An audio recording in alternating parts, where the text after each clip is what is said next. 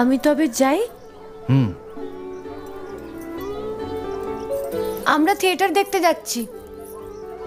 তুমি কি শুনলে আমি কি বললাম? বড় জ্বালাচ্ছ ললিতা।